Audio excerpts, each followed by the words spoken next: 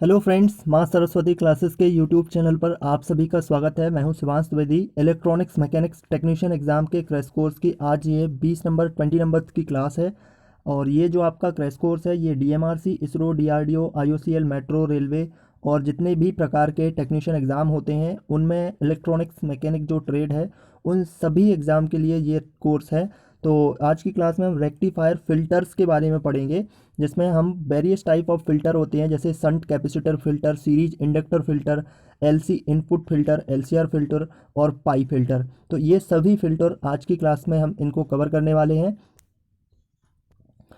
आज की class start करने से पहले आपको बता दें कि technician exam electronics mechanics trade के लिए आप हमारे hand written PDF notes course को ज्वाइन कर सकते हैं। इसमें आपको कम्प्लीटली हैंड रिटन थ्योरी मिलेगी, जो कि मैंने खुद इस थ्योरी को लिखा है बहुत ही कॉम्प्रहेंसिव तरीके से, जिसे आप आसान भाषा में समझ पाएंगे।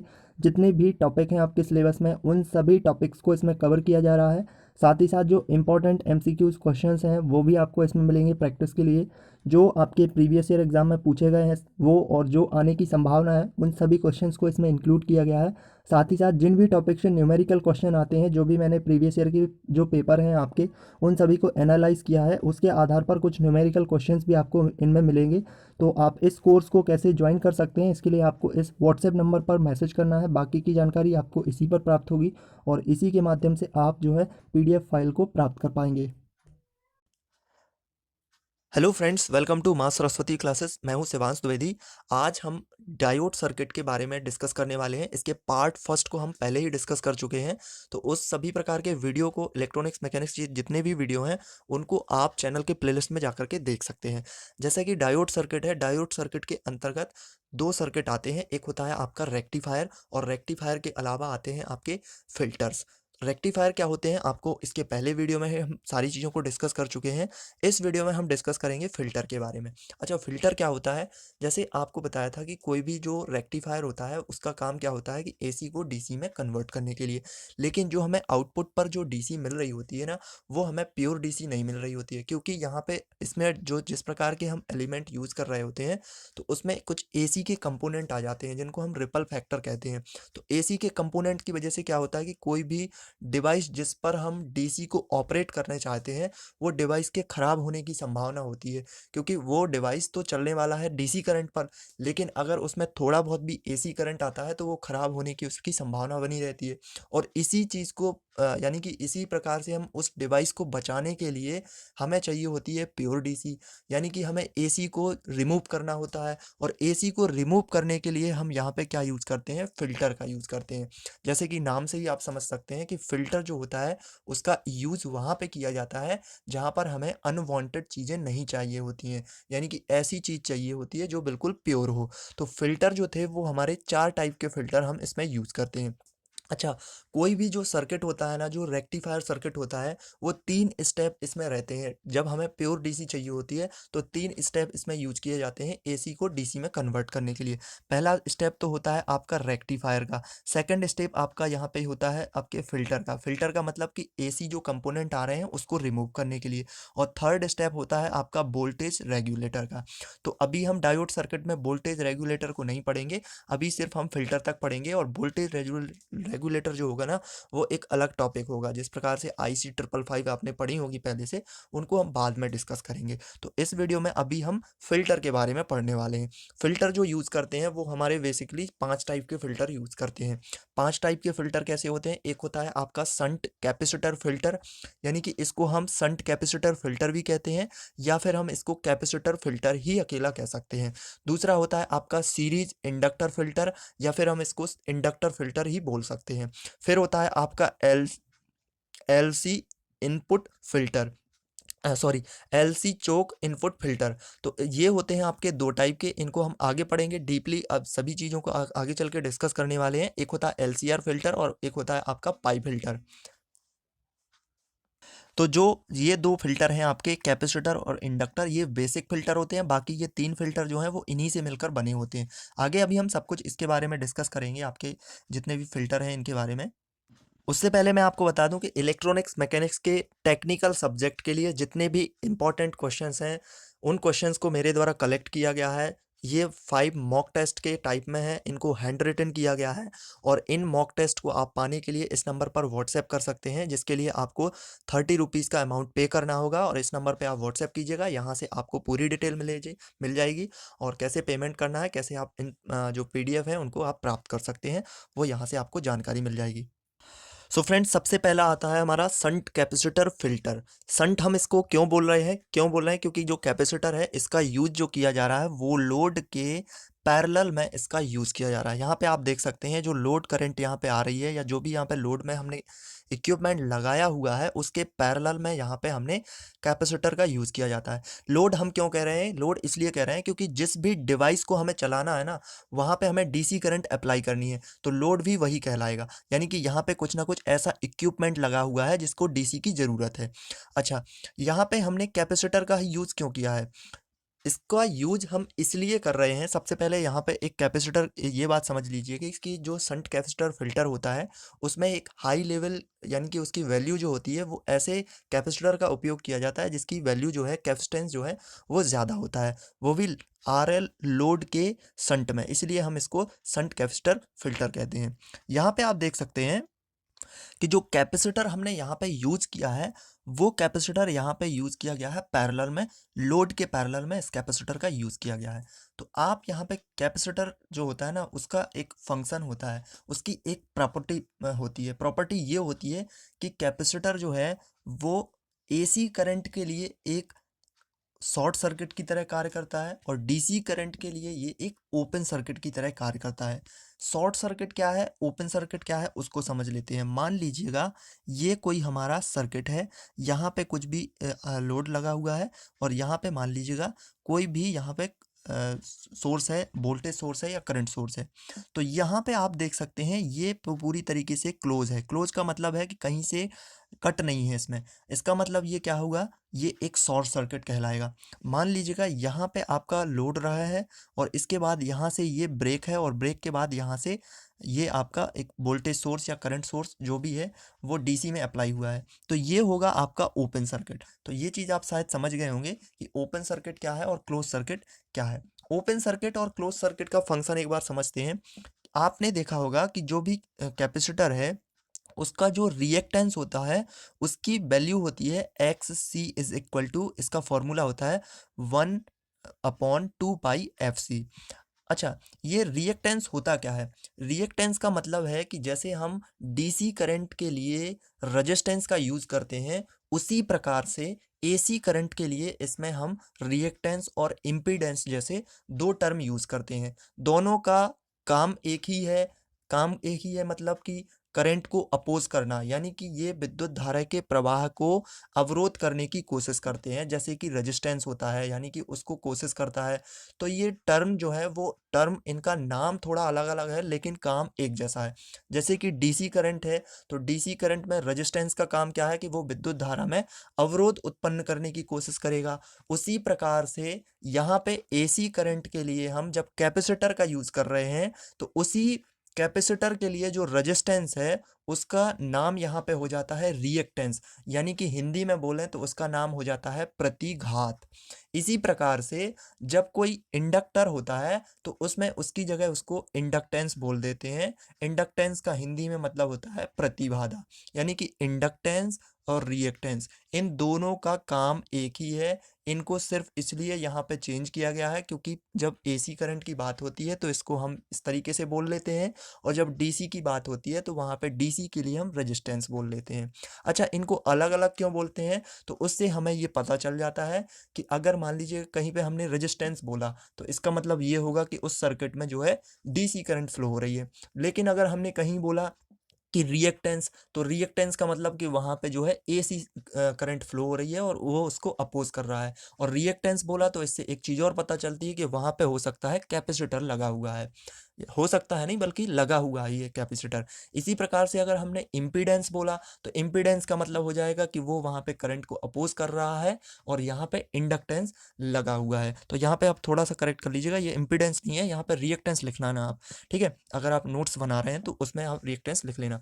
अब मान लीजिएगा, चलिए यहाँ पे इसका फंक्शन थोड़ा सा समझ लेते हैं कि ये जो आपका कैपेसिटर लगा हुआ है ना, ये कैपेसिटर एसी के लिए ओपन सर्किट कैसा सॉरी एसी के लिए क्लोज सर्किट कैसे यूज कर रहा है और डीसी के लिए ओपन सर्किट कैसे हो रहा है, ये समझ लेते हैं सबसे पहले।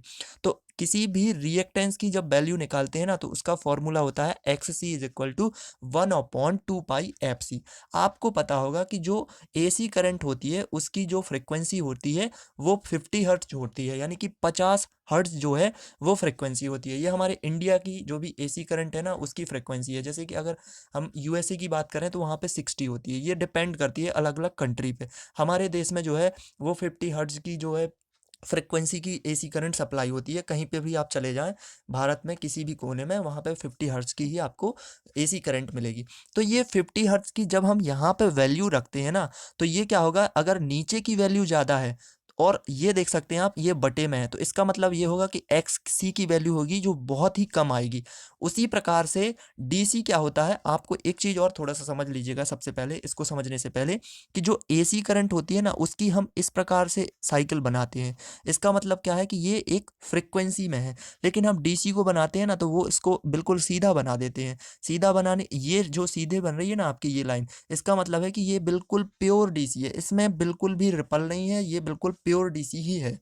तो इस प्रकार से क्या होता है कि ये फ्रिक्वेंसी है, तो इसकी फ्रिक्वेंसी AC के लिए तो 50 हर्ट्ज होती है, DC के लिए जो फ्रिक्वेंसी होती है वो 0 होती है। अगर हम यहाँ पे 50 की वैल्यू रख देते हैं, यानी कि FC की जगह 50 की वैल्यू रख दी, तो जो XC है यानी कि जो रिएक्टेंस है ये बहुत ही कम वैल्यू यहाँ पे मिलेगी हमें। लेकिन इसी प्रकार से जब हम FC की वैल्यू जो है 0 रख देंगे, 0 किसके लिए है, वो DC के लिए है। जब इसकी वैल्यू 0 रखेंगे तो ये XC जो है ना ये इन्फानाइट हो जाएगा, क्योंकि ये 0 होते ही इसमें मल्टीप्लाई होगा तो ये पूरा 0 बन जाएगा, और 0 का किसी भी संख्या में जब हम भाग देते हैं तो वो इन्फानाइट यानी कि अनंत में आ जाता है। तो ये DC के लिए जो होगा ना, DC के लिए ये हो जाता है XC, यानी कि जो प्रतिरोध है वो DC के लिए अनंत हो जाएगा, यानी कि DC को जाने ही नहीं देगा।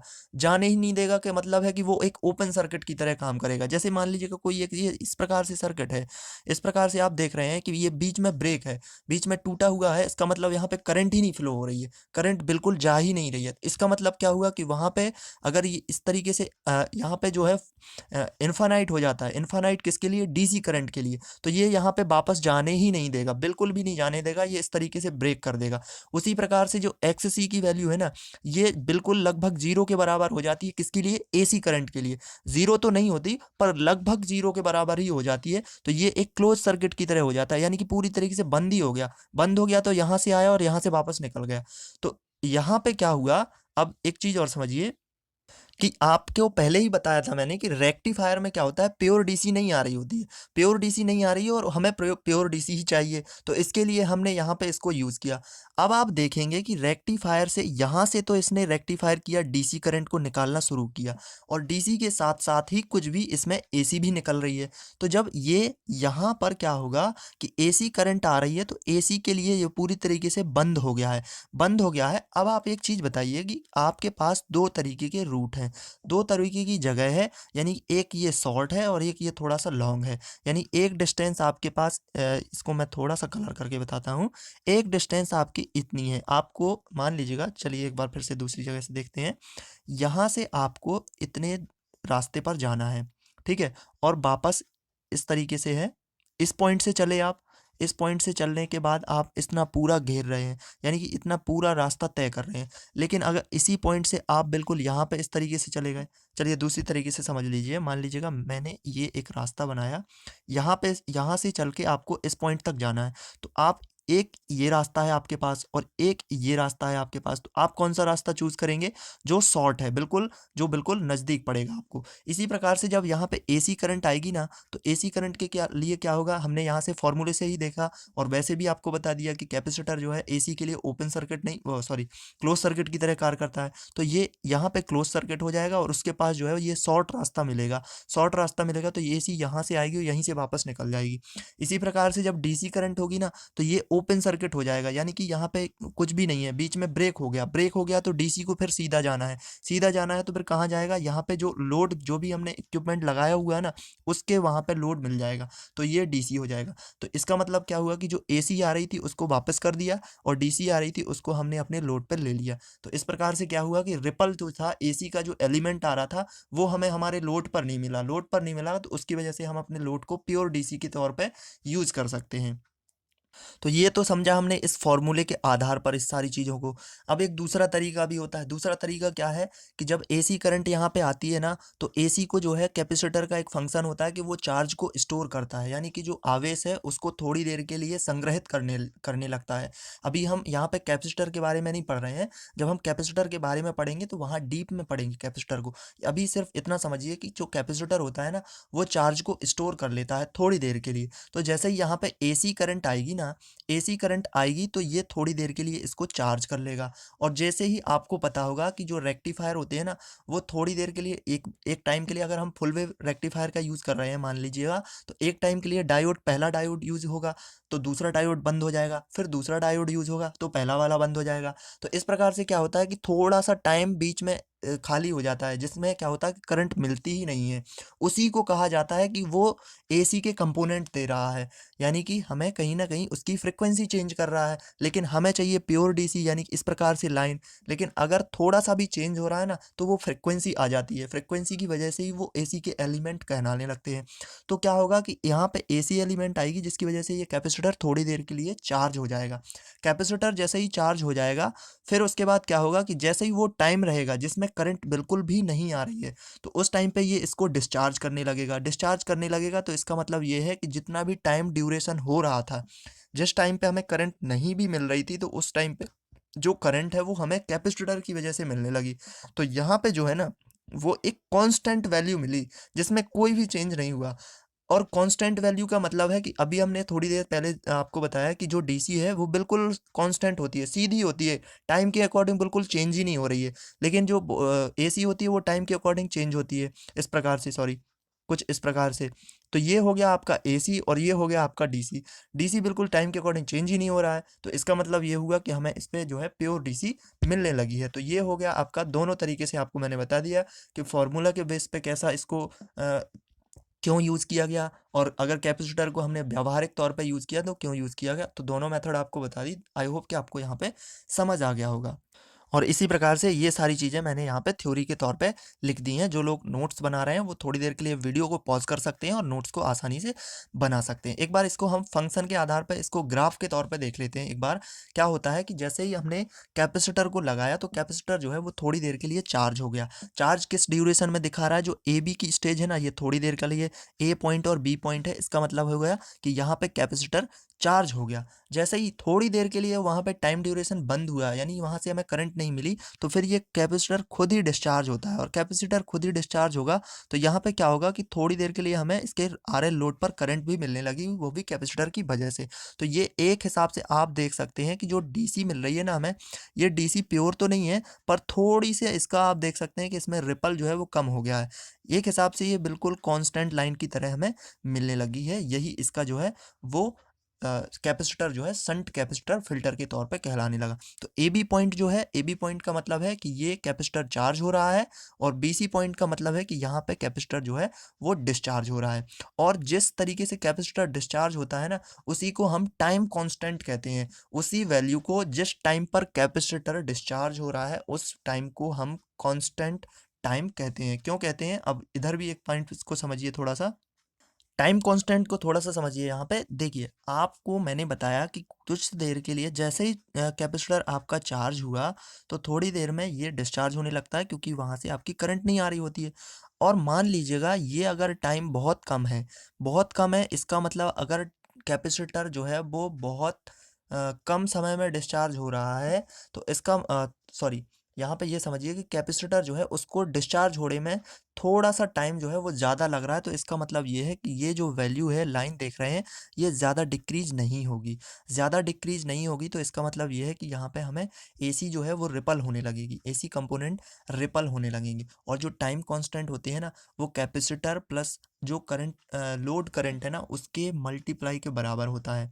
और इसकी वैल्यू जब टाइम कांस्टेंट जो है उसकी वैल्यू जितनी ज़्यादा होगी उतना ही हमें जो आउटपुट पर वोल्टेज मिल रहा है वो उतना ही प्योर वोल्टेज मिलेगा, और आउटपुट पर हमें डीसी वोल्टेज मिल रहा है तो इसका मतलब है कि आउटपुट पर हमें उतनी ही ज़्यादा प्योर डीसी मिलेगी।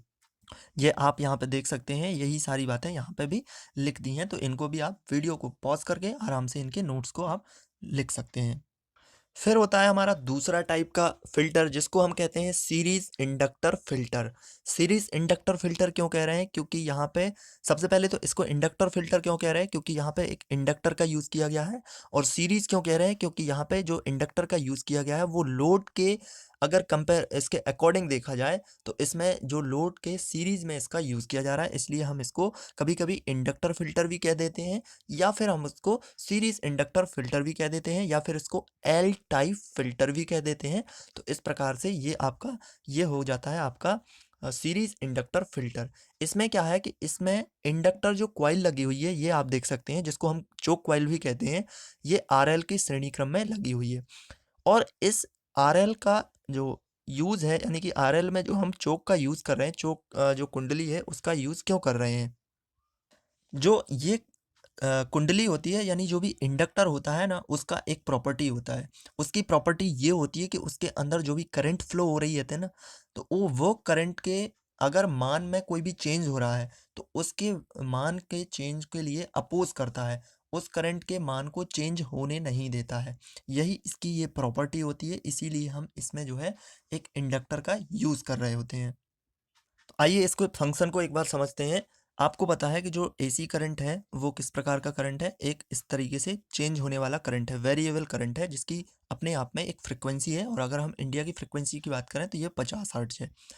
यहाँ पे फ्रिक्वेंसी होने का मतलब ये है कि इसमें थोड़ी देर के टाइम पे ये अपनी आप की वैल्यू को चेंज कर लेता है, एसी करंट।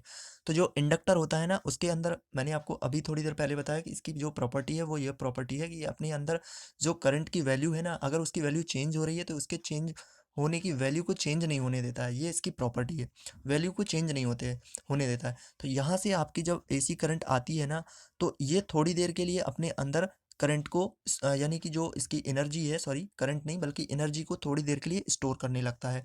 और जैसे ही इसमें करंट चेंज होने लगती है, एसी करंट का काम क्या है कि वो थोड़ी अपने टाइम पे टाइम ड्यूरेशन के अकॉर्डिंग चेंज होती है। तो जैसे ही करंट चेंज हुई तो इसमें जो एनर्जी स्टोर होती है वो एनर्जी जो है बाहर निकलने लगती है।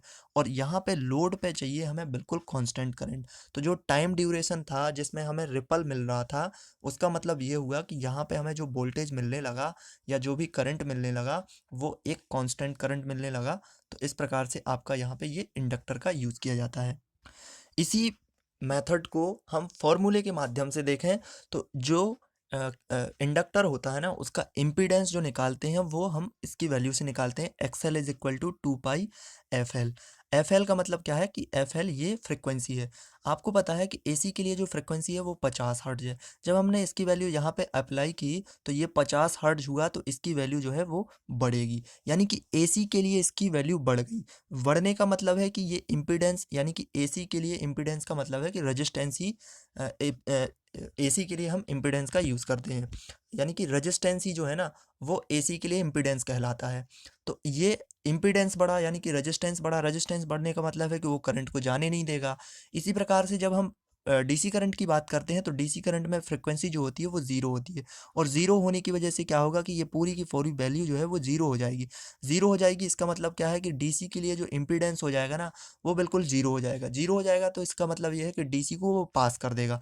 जैसे मान लीजिएगा यहाँ पे हमारी सबसे पहले एसी करंट आ रही थी, और यहाँ पे एसी आने की वजह से यहाँ पे बहुत ज़्यादा इम्पीडेंस हो गया, तो इसकी वजह से ये यहाँ से जा ही नहीं पाई, तो लोड पे हमें एसी कैसे मिलेगी। इसी प्रकार से जब डीसी के लिए आई तो डीसी के लिए जो वैल्यू थी एक्सएल की वो ज़ीरो हो जाती है, एक्सएल यानी इम्पीडेंस की। तो यहाँ से आराम से एसी निकल गई, और एसी निकलने के साथ साथ लोड पे हमें यहाँ पे एसी प्राप्त हो गई। यही सारी चीज़ें आपको यहाँ पे दी गई हैं, और ये आप इसका ग्राफ भी देख सकते हैं कि ग्राफ में जो है थोड़ी देर के लिए ये जो वोल्टेज को स्टोर कर रहा था, जो इम्पीडेंस जो था हमारा इंडक्टर, वो थोड़ी देर के लिए इसको स्टोर करेगा। स्टोर करने के बाद जो टाइम ड्यूरेशन होगा जिसमें हमारी एसी जो होगी वो थोड़ा सा ब्रेक होगी, उस टाइम पे ये फिर से रिलीज कर देगा करंट को। और करंट को रिलीज करने की का मतलब है कि यहाँ पे हमें कांस्टेंट जो करंट नहीं मिल रहा था वो अब करंट कांस्टेंट मिलने लगा। तो इसकी वजह से हमें जो डीसी है वो एक प्योर डीसी के तौर पे प्राप्त होने लगी। यही सारी बातें यहाँ पे आपको थ्योरी के माध्यम से लिख दी गई हैं। ये पॉइंट आपको अभी अभी थोड़ी देर पहले मैंने फॉर्मूले के माध्यम से बताया। और इस प्रकार के सबसे मेन पॉइंट एक ये है कि इसका जो फिल्टर अभी अभी बताया ना आपको, ये सीरीज इंडक्टर फिल्टर, इसका यूज़ जो है वो फुल वेव रेक्टिफायर में ही करते हैं, हाफ वेव रेक्टिफायर में इसका यूज़ नहीं कर सकते। तो ये एक इंपॉर्टेंट पॉइंट है, यहाँ से क्वेश्चन आपके एग्जाम में पूछे जा सकते हैं, तो ये पॉइंट आपको याद रखना है। इसके बाद आता है आपका एलसी फिल्टर। एलसी फिल्टर क्या है कि एक आपका यहाँ पे इंडक्टर भी यूज़ किया गया है और एक कैपेसिटर भी यूज़ किया गया है, यानी कि कैपेसिटर और इंडक्टर इन दोनों को मिला के जो फिल्टर बनाया गया उसको एलसी फिल्टर कहा गया। और एलसी फिल्टर भी होते हैं दो टाइप के, एक होता है आपका चोक इनपुट फिल्टर और एक होता है आपका कैपेसिटर इनपुट फिल्टर। चोक इनपुट फिल्टर का मतलब क्या है कि कोई भी फिल्टर जहाँ पे हम यूज़ कर रहे हैं उसके पहले ही हमने इंडक्टर का यूज़ कर दिया। और कैपेसिटर इनपुट फिल्टर क्या है कि उसके पहले हमने यहाँ पे कैपेसिटर का यूज़ कर दिया। अभी आप यहाँ पे इसको डायग्राम के माध्यम से देख लीजिएगा, ये आप देख सकते हैं, ये है आपका LC input inductor filter. Input inductor filter क्यों? क्योंकि यहाँ पे जो है सबसे पहले हमने यहाँ पे एक इंडक्टर का यूज़ किया गया। और इसी प्रकार से अगर हम कैपेसिटर इनपुट फिल्टर की बात करें तो सबसे पहले यहाँ पे एक कैपेसिटर का यूज़ किया गया। तो सबसे पहले हम यहाँ पे इसके एलसी चोक इनपुट फिल्टर के बारे में देख लेते हैं। आपको थोड़ी देर पहले मैंने बताया कि जो सीरीज इंडक्टर फिल्टर होता है जिसमें केवल इंडक्टर लगा हुआ होता है, ये क्या करता है कि लोड करंट के बढ़ने के साथ साथ रिपल को कम करता है। अगर लोड करंट बढ़ेगी तो उससे क्या होगा कि रिपल जो होगा, जो रिपल आ रहा होगा वो कम हो जाता है। जबकि शंट कैपेसिटर फिल्टर जो था, इसके पहले भी जो पढ़ा था हमने, सबसे पहले पढ़ा था, वो क्या करता था कि लोड करंट जैसे जैसे बढ़ती है, लोड करंट का मतलब है जो हमें डीसी करंट मिल रही है ना, वो वाली बात की जा रही है इसका मतलब। तो लोड करंट जैसे जैसे बढ़ती जाती है तो शंट कैपेसिटर फिल्टर में क्या होता है कि वहाँ पे उसके रिपल भी बढ़ने लगते हैं। तो इन दोनों की प्रॉपर्टी का यूज़ करके, इन दोनों को मिक्स करके हमने एक एलसी चोक इनपुट फिल्टर को डिज़ाइन किया। अब एलसी चोक फिल्टर जो है ना, ये क्या करेगा कि इस प्रकार से लोड करंट के परिवर्तनों का विरोध करेगा। एक क्या करता था, यानी जब हम सीरीज में यूज़ करते थे इंडक्टर को तो वो लोड करंट के साथ साथ रिपल को कम करता था। लेकिन जैसे ही हमने वहाँ पे कैपेसिटर का यूज़ किया शंट में, तो वो क्या करेगा कि लोड करंट को बढ़ने के साथ साथ रिपल भी बढ़ाने लगेगा। तो इनकी वजह से क्या होगा, एक तो इसको कम करेगा, एक बढ़ा रहा है। इसका मतलब ये है कि अगर दोनों को मिक्स कर दिया तो ये क्या करेगा कि ना तो कम करेगा ना ज़्यादा करेगा। अब जब ना तो कम होगा ना ज़्यादा होगा तो इसका मतलब ये हुआ कि हमें कांस्टेंट कुछ वैल्यू मिलने लगी। और कांस्टेंट वैल्यू के मिलने का मतलब है कि हमें कांस्टेंट ही वैल्यू चाहिए ना, डीसी में तो हमें कांस्टेंट ही चाहिए। तो ये क्या करेगा कि दोनों का यूज़ करने की वजह से ना तो रिपल के जो परिवर्तन है ना, बीच बीच में जो चेंज हो रहे हैं उनको ही परिवर्तन करने का विरोध करने लगेगा। और यही विरोध की वजह से हमें कांस्टेंट वैल्यू प्राप्त होने लगती है। ये आप इसका डायग्राम देख सकते हैं। डायग्राम को अभी अच्छे से ध्यान रखिएगा, इनके प्रॉपर नोट्स बनाइएगा। यहाँ पे मैंने पूरी की पूरी थ्योरी लिख दी है कि ये किस प्रकार से काम कर रहा है। इसके पहले मैंने आपको दोनों के फंक्शन भी बता दिए, तो दोनों के फंक्शन भी यहाँ पे सेम यूज़ हो रहे हैं। बस फ़र्क इतना है कि इन दोनों को एक साथ यूज़ किया गया है। एक साथ क्यों यूज़ किया गया है उसका कारण भी आपको बताया है। तो ये थ्योरी भी लिख लीजिएगा, डायग्राम ध्यान से याद रखिएगा क्योंकि कई बार क्वेश्चन में डायग्राम भी पूछे जा सकते हैं। फिर होता है आपका capacitor input LC filter. Capacitor input LC filter क्यों है? क्योंकि सबसे पहले अगर कैपेसिटर की बात की गई तो इसका मतलब पहले नंबर पे कैपेसिटर ही लगा दिया है। यहाँ पे हम कैपेसिटर क्यों लगा रहे हैं, तो हमने ये चीज़ आजमाने की, यानी कि ये चीज़ हमने देखने की कोशिश की कि अगर हम पहले कैपेसिटर लगा देते हैं तो क्या होता है। तो ये पहले जब कैपेसिटर लगाते हैं ना, तो इसका इन दोनों का काम वही है कि एक अपोज कर रहा है लोड करंट के साथ साथ, और एक जो है रिपल को बढ़ा रहा है लोड करंट के साथ साथ, और एक लोड करंट को कम कर रहा है। इसलिए हमने इन दोनों को मिक्स कर दिया।